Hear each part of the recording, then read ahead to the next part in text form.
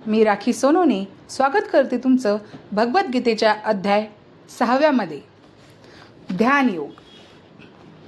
श्री भगवान उवाच अनाश्रित कर्मफल कार्यकर्मो करतीय स संन्यासी च योगी च न निरग्निर्त चाक्रिय.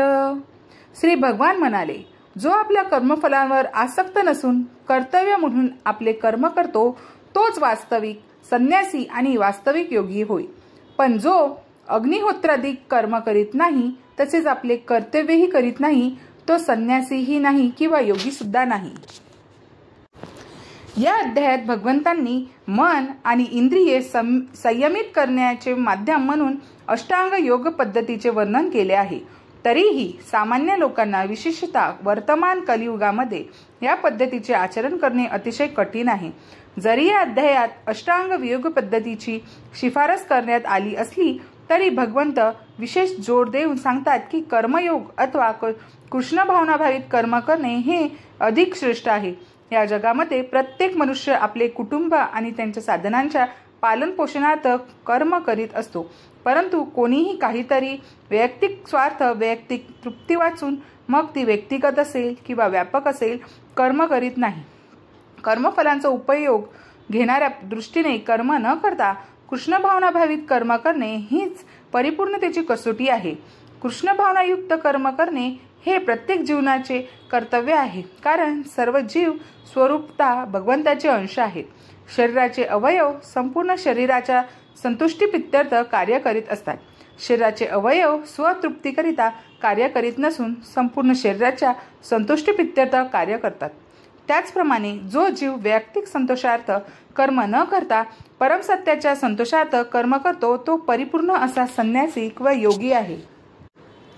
संन्याशांना कधी कधी वाटते की ते सर्व भौतिक कर्तव्यातून मुक्त झाले आहेत आणि म्हणून ते अग्निहोत्र यज्ञ करण्याचे थांबवितात. परंतु वास्तविकपणे ते स्वार्थीच आहेत, कारण निर्विशेष ब्रह्माशी एकरूप होणे हेच त्यांचे ध्येय असते.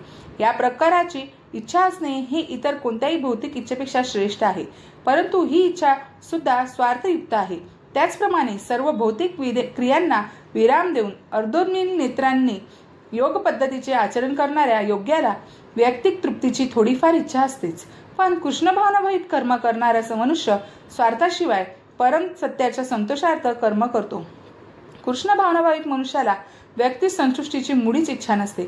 श्रीकृष्णांना संतुष्ट करणे ही त्यांची यशाची व्याख्या असते आणि म्हणून ते परिपूर्ण संन्यासी किंवा परिपूर्ण योगी असतो.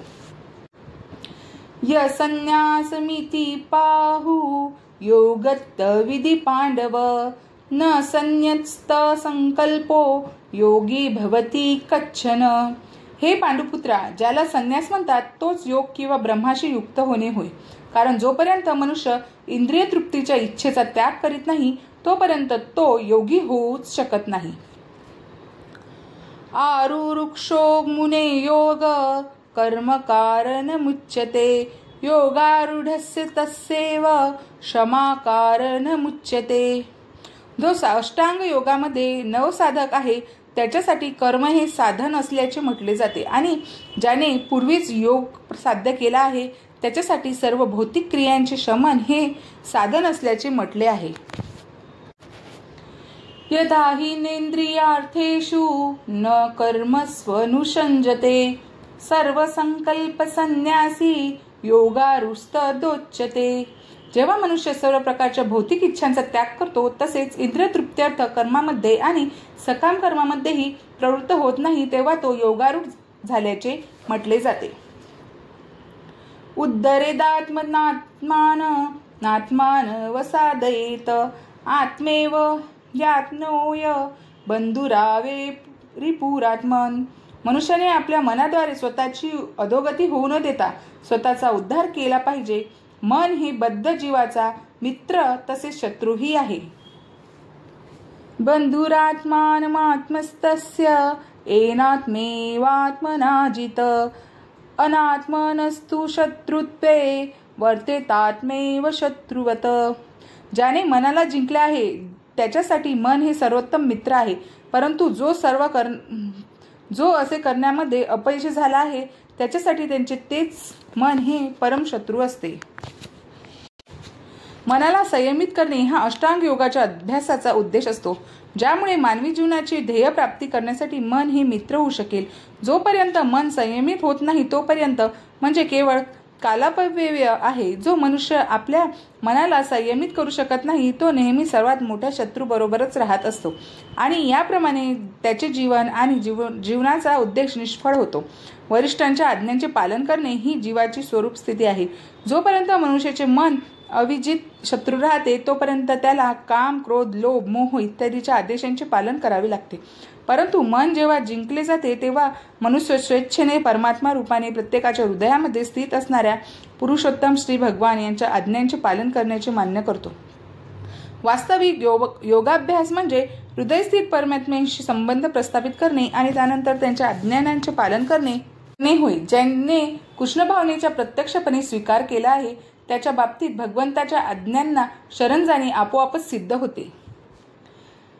जितात्मनः प्रशांतस्य परमात्मा समाहित शीतोष्ण सुखद दुःखेषु तथा मानापमानयो. ज्याने मन जिंकले आहे त्याला परमात्मा प्राप्तच झालेला असतो, त्याने शांती प्राप्त केलेली असते. अशा मनुष्यासाठी सुख आणि दुःख, शीत आणि उष्ण, मान आणि अपमान सर्व काही सारखेच असते. ज्ञान विज्ञान तृप्तात्मा कुटस्थो विजितेंद्रिया युक्त इत्युच्यते योगी समलोकाष्ट्रश्मका जन. मनुष्य जेव्हा वर्जित ज्ञान आणि साक्षात्कारायोगे पूर्णपणे तृप्त होतो तेव्हा तो योगी किंवा आत्मा साक्षात्कारामध्ये स्थित झाला असे म्हटले जाते. असा मनुष्य अध्यात्मात स्थित आणि आत्मसंयमी असतो. तो गारेचे खडे, दगड, सोने इत्यादी सर्व काही समदृष्टीने पाहतो. श्रूयन्मित्रायुदासीन मध्यस्ते देशन बंधुषु साधुष्वपि च पापेषु समबुद्धी विशीर्षते.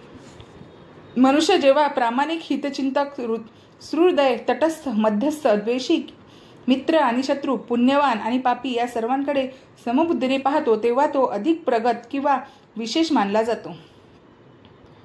योगी युजित सततमात्मान रहसी स्थितः एकाकी यतचित्मानि रश्पित परिग्रह.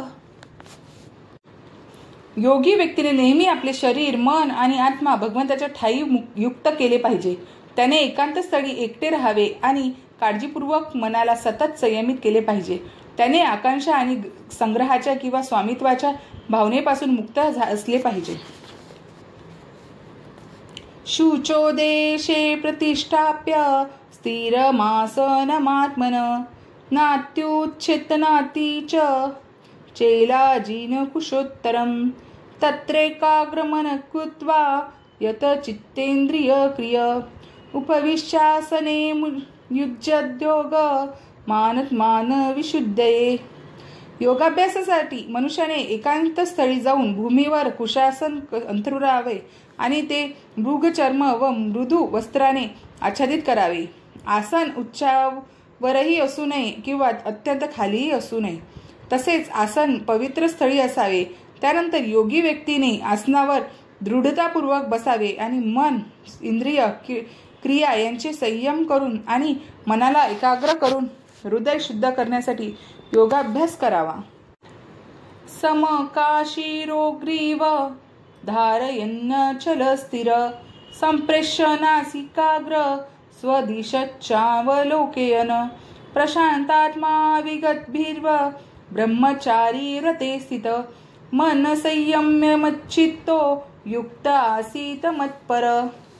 मनुष्याने आपले शरीर, मान आणि मस्तक उभ्या सरळ रेषेत धरावे आणि नासिकाग्राकडे स्थिर दृष्टीने पाहावे. याप्रमाणे अविचलित आणि संयमित मनाने भयरहित होऊन काम जीवनापासून पूर्णपणे मुक्त होऊन त्याने हृदयात माझे ध्यान करावे आणि मला जीवनाचे परम लक्ष्य करावे. युन्नत्नेव सदात्मात्मा योगी नियत मानस शांती निर्माण परमान मत्सस्तामग्दी गच्छती. याप्रमाणे शरीर, मन आणि क्रिया यांच्या संयमाचा निरंतर अभ्यास करून मन संयमित झालेला योगी भौतिक जीवनाचा लय करून भगवत धामाची प्राप्ती करतो. नात्यश्नस्तु योगे स्थिन चौकांत मन प्रश्नच न चाती स्वप्शीलस्य जाग्रतो नैव चार्जुन. हे अर्जुना, जो अत्यधिक खातो किंवा अत्यंत अल्प खातो, तो अतिशय झोपतो किंवा पुरेसे झोपत नाही, तो योगी होण्याची शक्यता नाही. युक्ताहार विहारस्य युक्तचेष्टस्य कर्मसु युक्तस्वस्माबोधस्य योग भवति दुःखः. जो मनुष्य आपल्या आहार, निद्रा, विहार किंवा करमणूक आणि कर्म करण्याच्या सवयीत नियमित असतो, तो योगाभ्यासाद्वारे सर्व सांसारिक दुःखाचे निदान करू शकतो. यदा विनियत चित्त महात्म एवावतिष्ठते निस्पृह कर्म कामेभ्यो युक्त इत्युच्यते सदा. योगाभ्यासाद्वारे योगी जेव्हा आपली मानसिक कार्ये नियमित करतो आणि सर्व भौतिक आकांक्षांपासून मुक्त होऊन अध्यात्मामध्ये स्थित होतो, तेव्हा तो यथायोग्यपणे योगयुक्त झाल्याचे म्हटले जाते. यथा दीपो निवास्तस्थो नेदत्ते सोपमा स्मृता योगिनो यत चित्तस्य युजंतो योगमात्मन. येथे वाऱ्यांचे संचलन नाही, त्या ठिकाणी ज्याप्रमाणे दीप संतपणे तेवत राहतो, त्याचप्रमाणे संयमित मनाचा योगी आत्मतत्वावर आपल्या ध्यानामध्ये सदैव स्थिर राहतो. आपल्या आराध्य भगवंतावरील अविचलित निरंतर ध्यानाद्वारे अध्यात्मामध्ये तल्लीन झालेला वास्तविक कृष्ण भावनाभावित भक्त हा वायुरहित स्थळी असलेल्या दिव्याप्रमाणे स्थिर असतो. यत्र परम ते चित्त निरुद्ध योग सेवया यत्र चैतात्ममानस पच्चनात्मी तुष्यति सुखमात्यन्दित्य यक्त बुद्धि ग्रामतीन्द्रियं वेत्ति यत्र च चैवाय स्थितच्चलन्ति तत्वता यलब्धवा चापर लाभ मन्यते नाधिक तत यस्मि स्थितो न दुःखेन गुरुनापि विचाल्यते तविद्या दुःख संयोग वियोग योग सज्ञितम. योगाभ्यासाद्वारे मनुष्याचे मन जेव्हा संसारिक मानसिक क्रियांपासून पूर्णपणे संयमित होते, तेव्हा त्या अवस्थेला परिपूर्ण समाधी असे म्हणतात. या समाधी अवस्थेचे लक्षण आहे की यामुळे मनुष्य विशुद्ध मनाद्वारे आत्म्याचे अवलोकन करण्यात आणि आत्म्यामध्ये संतुष्ट होण्यात व आनंद प्राप्त करण्यात समर्थ होतो. त्या आनंदमय अवस्थेत दिव्य इंद्रियांद्वारे साक्षात्कार झालेल्या अमर्याद दिव्य सुखामध्ये मनुष्य स्थित होतो. याप्रमाणे स्थित झाल्यावर सत्यापासून कधीच झडत नाही आणि या सत्याची प्राप्ती झाल्यावर याहून अधिक श्रेष्ठ असे काही असेल असे त्याला वाटत नाही. अशा अवस्थेमध्ये स्थित झाल्यावर मोठमोठ्या संकटांमध्येही विचलित होत नाही. भौतिक संसर्गामुळे निर्माण होणाऱ्या दुःखापासून हीच यथार्थ वास्तविक मुक्ती आहे. सनिश्चयेन योक्तव्य योगो निर्विण्ण चेतसा संकल्प प्रभवाक्मास्त त्वाक्त सर्व विशेषता मनसेवेंद्रिय ग्राम विनियम्य समंतत. मनुष्याने दृढ निश्चयाने आणि श्रद्धेने योगाभ्यासामध्ये युक्त झाले पाहिजे आणि त्याने योगमार्गातून विचलित होऊ नये. मानसिक तर्कामुळे उत्पन्न झालेल्या सर्व भौतिक कामांचा पूर्ण त्याग करून मनाद्वारे सर्व इंद्रियांना सर्व बाजूंनी संयमित केले पाहिजे. शने शने रूपमेद बुद्ध्या धृती गृहीतया या आत्मसंस्थामन कृत्वा न किंचिदति चिंतयेत. हळूहळू क्रमशः दृढ विश्वासाने युक्त झालेल्या बुद्धीद्वारे समाधीमध्ये मनुष्याने स्थित झाले पाहिजे आणि याप्रमाणे मन केवळ आत्म्यावर स्थिर केले पाहिजे व इतर कशाचाही विचार करू नये. यतो यतो निश्चलति मनच्चलमस्थिरं ततस्तो निम्यतदात्म नैव वंशनयेतः.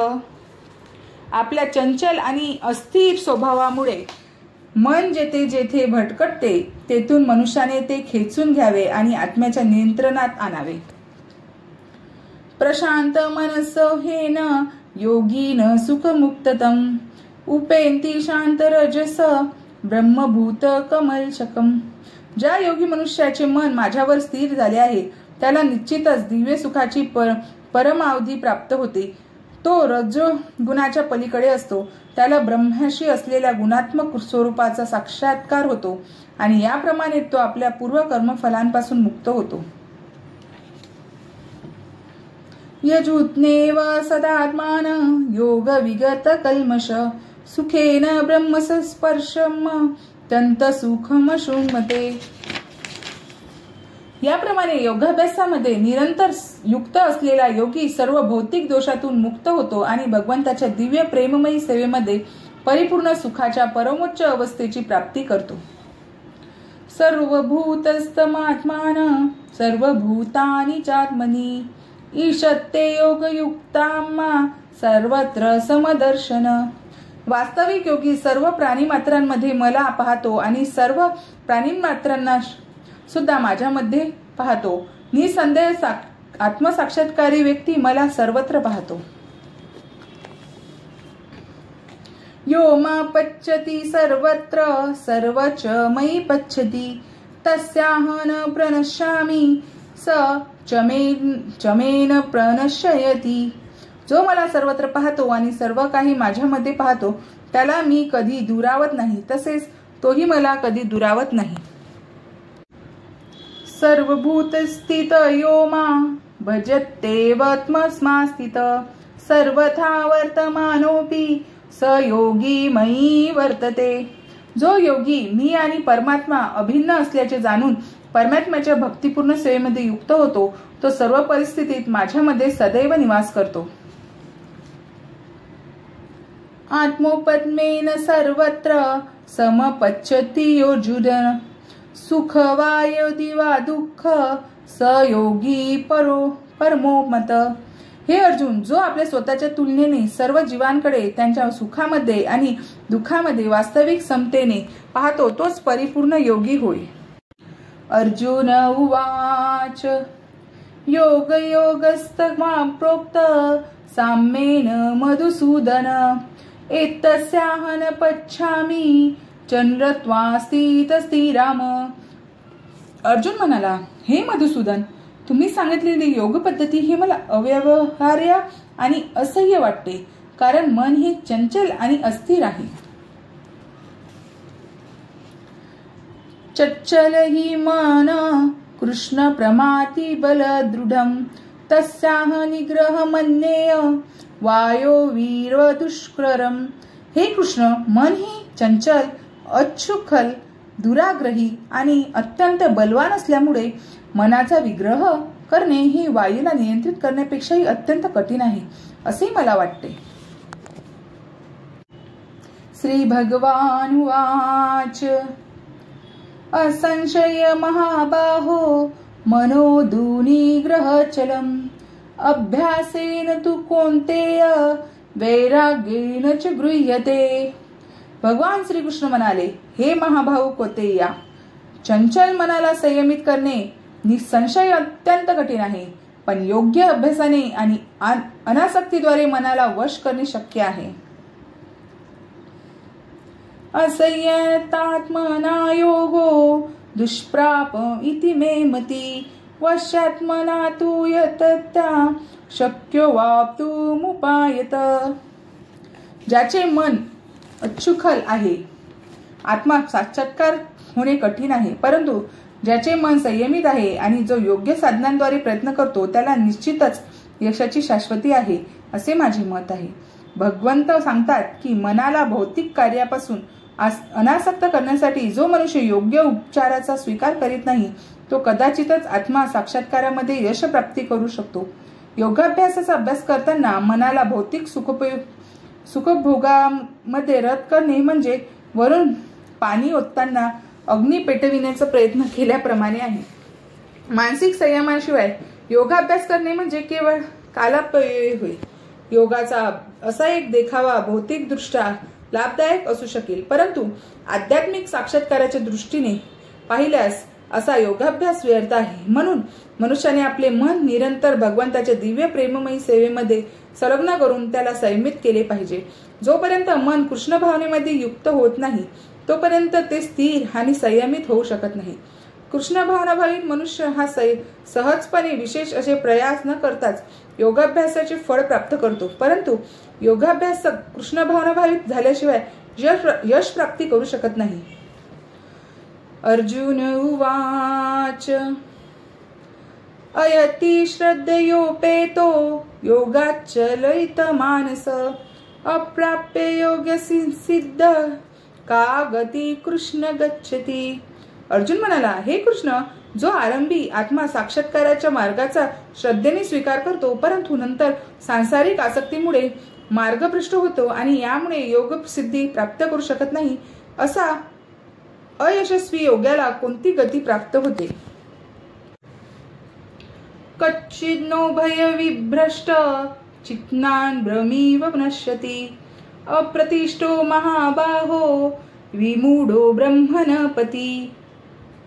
हे महाभाव कृष्ण, ब्रह्मप्राप्तीच्या मार्गावरून भ्रष्ट झालेला हा असा मनुष्य आध्यात्मिक आणि भौतिक यशोमार्गावरून कोणत्याही दिशेला स्थित नसलेल्या छिन्न विछिन्न ढगाप्रमाणे पतित होऊन भ्रष्ट तर होत नाही ना. एतत् मे संशय कृष्ण चेतुमर्ह्यस्य विशेषता त्वदन्य संशयास्य चेतान शुपपद्यते. हे कृष्ण, माझा हा संशय आहे आणि हा पूर्णपणे दूर करण्याचीही तुम्हाला विनंती करतो. तुमच्या वाचून हा संशय दूर करणारा कोणीही मिळणार नाही. श्री भगवान वाच पार्थ नैवेहनामुत्र विनाशस्तस्य विद्यते नहि कल्याणकृत् कच्चित् दुर्गती तात गच्छति. श्री भगवान म्हणाले, हे पार्था, शुभ कार्यामध्ये युक्त झालेल्या योगी व्यक्तीच्या इहलोकात तसेच परलोकातही विनाश होत नाही. आणि हे मित्र, जो मनुष्य चांगले कार्य करतो तो दुष्प्रवृत्तीने प्रभावित होत नाही. प्राप्य पुण्य कृता लोका नुषित्वा शाश्वती समा शुचीना श्रीमता गेहे योग भ्रष्टोभिजायते. योग भ्रष्ट योगी पुण्यात्माच्या लोकांमध्ये अनेकानेक वर्षे सुखभोग घेतल्यानंतर पुन्हा भगवान कुटुंबामध्ये किंवा वैभवशाली कुटुंबामध्ये जन्म घेतो. अथवा योगिनामेव कुले भवती धीमताम एतद्दी दुर्लभतर लोके जन्म यदीदृशम. अथवा तो अत्यंत बुद्धिमान योगी व्यक्तीच्या कुळात जन्म घेतो. खरोखर अशा प्रकारचा जन्म या लोकी अत्यंत दुर्लभ आहे. अत्यंत बुद्धिमान योग्याच्या कुळात झालेल्या जन्माची या ठिकाणी प्रशंसा करण्यात आली आहे, कारण अशा कुळामध्ये जन्मलेल्या बालकाच्या त्याच्या बालपणापासूनच आध्यात्मिक प्रोत्साहन मिळते. विशेषतः आचार्य किंवा गोसावीच्या कुळात अशी परिस्थिती असते. अशी कुळे प्रशिक्षण आणि परंपरेमुळे अत्यंत बुद्धिमान आणि भक्तिभाविक असतात, म्हणून ते आध्यात्मिक गुरु होतात. भारतामध्ये असे अनेक पाचार्य कुळे आहेत, परंतु अपुरे प्रशिक्षण आणि अपुरी विद्या यामुळे त्यांचा आता ऱ्हास झाला आहे. भगवंताच्या कृपेमुळे अशी अनेक कुळे आहेत की ज्यांच्या पिढ्यानुपिढ्या योगी जन्मास येतात. अशा कुटुंबामध्ये जन्म प्राप्त होणे ही निश्चितच भाग्याची गोष्ट आहे. सौभाग्याचे भगवंताच्या कृपेमुळे आपले आध्यात्मिक गुरु ओम विष्णुपाद श्री मद भक्ती सिद्धांत सरस्वती गोसावी महाराज आणि आस्मादिकांना भगवंत कृपेने अशा थोर कुटुंबामध्ये जन्म घेण्याची संधी मिळाली आणि आम्हा दोघांनाही बालपणापासूनच भगवत भक्तीचे शिक्षण मिळाले. नंतर दिव्य परंपरेच्या योजनेनुसार आम्ही दोघांची भेट झाली. तत्रत्त बुद्धी संयोग लभते पौर्वदेहिकम यतत्ते च ततो भूय संसिदो कुरुनंदनम. हे कुरुनंदन, असा जन्म मिळाल्यावर तो आपल्या पूर्वजन्माच्या दिव्य चेतनेचे पुनरुज्जीवन करतो आणि परिपूर्ण सिद्धी प्राप्त करण्यासाठी पुन्हा प्रयत्न करतो. पूर्वाभ्यासेन तेनेव यते हे वशोपि सह जिज्ञासूरूपी योगस्य शब्द ब्रह्माति वर्तते. आपल्या पूर्वजन्माच्या दिव्य चेतनेच्या आधारावर तो आपोआपच आपली इच्छा नसतानाही योगाभ्यासाकडे आकृष्ट होतो. असा जिज्ञासू योगी सदैव शास्त्राच्या कर्मकांडात्मक तत्वाच्या अतीत असतो.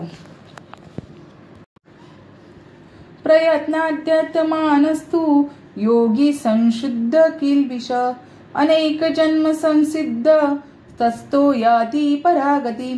आणि जेव्हा योगी सर्व पापांपासून शुद्ध होऊन अधिक प्रगती करण्याचा प्रामाणिक प्रयत्न करतो, तेव्हा अत्यंत अनेकानेक जन्मजन्मांतराच्या अभ्यासानंतर सिद्धी संपादित केल्यावर त्याला परम लक्ष्याची प्राप्ती होते. तपस्वी बोधिको योगी ज्ञानी ध्योपी मतोधिक कर्मीभ्यचाधिको योगी तस्माद्योगी भवार्जुन. योगी मनुष्य हा तपस्वी, ज्ञानी आणि सकाम कर्मी व्यक्तीपेक्षाही श्रेष्ठ आहे. म्हणून हे अर्जुना, तू सर्व परिस्थितीत योगी हो. योगिनामपि सर्वेषां मदगतेनान्तरात्मना श्रद्धावान जे भजेत्यो मां स मे युक्त ततो मत. आणि सर्व योग्यांमध्ये जो दृढ श्रद्धेने सदैव माझ्यामध्ये वास करतो, अंतःकरणात माझे चिंतन करतो आणि माझी दिव्य प्रेममयी सेवा करतो, तो माझ्याशी पूर्णपणे योगयुक्त असतो, तोच सर्वश्रेष्ठ योगी होय, असे माझे मत आहे. या श्लोकातील भजते शब्द महत्वपूर्ण आहे. भजते यामध्ये भज हा मूळ धातू आहे आणि याचा अर्थ सेवा करणे असा आहे. वर्शिप हा इंग्रजी शब्द भज या अर्थाने वापरता येत नाही, कारण वर्शिप म्हणजे पूजन करणं किंवा योग्य मनुष्याबद्दल आदर व्यक्त करणे अथवा मान देणे होय. परंतु प्रेम आणि श्रद्धेने केलेली ही सेवा केवळ भगवंत प्रीत्यर्थच आहे. सन्माननीय व्यक्तीची किंवा देवदेवतांची पूजा करण्याचे मनुष्याने टाळल्यास त्याला असभ्य म्हणता येईल, परंतु जर मनुष्याने भगवंताची सेवा करणे टाळले तर त्याचे अधःपतन होईल. प्रत्येक जीव हा भगवंताचा अंश आहे आणि म्हणून जीवाने आपल्या स्वरूप स्थितीला अनुसरून भगवंताची सेवा केलीच पाहिजे. य एषा पुरुष साक्षादत्म प्रभमीश्वरम न भजन्त्यवजान्तन्ति स्थानांद भ्रष्टापत्यंदनम. जो मनुष्य सर्व जीवांचे उत्कर्ते करता आदिपुरुष भगवंत यांची सेवा करीत नाही किंवा भगवंत पित्यर्थ असलेल्या स्वकर्तव्याचे पालन करीत नाही, त्यांची निश्चितपणे आपल्या स्वरूप स्थितीपासून पतन होते. या श्लोकातही भजंती हा शब्द वापरण्यात आला आहे. म्हणून भजंती हा केवळ भगवंताच्या संबंधात नाही आहे आणि वर्शिप हा शब्द देवतांच्या किंवा साधारण जीवनाच्या संबंधात लागू होऊ शकतो. श्रीमद भगवताच्या श्लोकात वापरण्यात आलेल्या अवजान्तन्ति हा शब्द भगवद्गीतेमध्ये वापरण्यात आला आहे. यामुळे ते भजंती आणि वर्शिप या शब्दामधील फरक जाणू शकत नाही. वैदिक आज्ञानुसार सुस्थिर होण्याकरिता भक्तियोगाचा मार्ग क्रमित असताना कृष्ण भावनाभावित होणे ही महत् भाग्याची गोष्ट आहे. आदर्श योगी हा आपल्या ध्यान श्रीकृष्णावर केंद्रित करतो. श्रीकृष्ण हे श्याम सुंदर म्हणून आपले जाणले जातात. मेघाप्रमाणे त्यांच्या सुंदर नीलकवर्ण आणि त्यांचे मुखकमल सूर्याप्रमाणे तेजस्वी आहे. त्यांचे वस्त्र रत्नाप्रमाणे तेजस्वी आहे आणि त्यांनी सुंदर पुष्पमाला धारण केली आहे. सर्व दशदिशा प्रकाशमान करणारे त्यांचे झळझळीत तेज ब्रह्मतेजी म्हणून जाणले जाते. ते राम, नृसिंह, वराह आणि भगवान श्रीकृष्ण या विविध रूपांमध्ये अवतरित होतात आणि माता यशोदेचे पुत्र म्हणून मनसदृश रूपामध्ये अवतीर्ण होतात. त्यांना कृष्ण, गोविंद आणि वासुदेव म्हणून ओळखले जाते. ते परिपूर्ण बालक, पती, सखा व स्वामी आहेत आणि ते समस्त ऐश्वर्य आणि दिव्य गुणांनी परिपूर्ण आहेत. ज्या मनुष्याला भगवंताच्या सर्व गुणांची पूर्ण जाणीव असते त्याला सर्वश्रेष्ठ योगी म्हणतात. सर्व वेदांमध्ये सांगितल्याप्रमाणे योगामधील परमसिद्धी ही केवळ भक्तियोगाद्वारेच प्राप्त करता येते. यस्य देवे परा भक्तिर्था देवे तथा गुरुयो तस्य ते कथितार्था प्रकाशन्ते महात्मन. ज्या महात्म्यांना भगवंत आणि आध्यात्मिक गुरु दोहोंवर दृढ श्रद्धा आहे, केवळ त्यांनाच वेदांच्या तात्पर्याचा आपोआप उलगडा होतो. भक्तिरहस्य भजने तदिहा मूत्रोपाधिन्यैराश्य नामुस्त्विन मन कल्पने देव निष्कर्म्यम. या किंवा पुढील जन्मामध्ये भौतिक लाभांची इच्छा न ठेवता केलेले भगवंताची सेवा म्हणजे भक्ती होय. अशा कामनांपासून रहित होऊन मनुष्याने आपले मन परिपूर्ण करणे, भगवंतामध्ये रममान केले पाहिजे. याच निष्कर्म्याचा उद्देश आहे. योगांची परम ससिद्धी, भक्ती किंवा कृष्ण भावनेच्या आचरणाकरिता ही काही साधने आहेत. या प्रकारे भगवद्गीतेच्या ध्यान योग ह्या 6व्या अध्यायाची भक्तिवेदांत भाष्य संपन्न.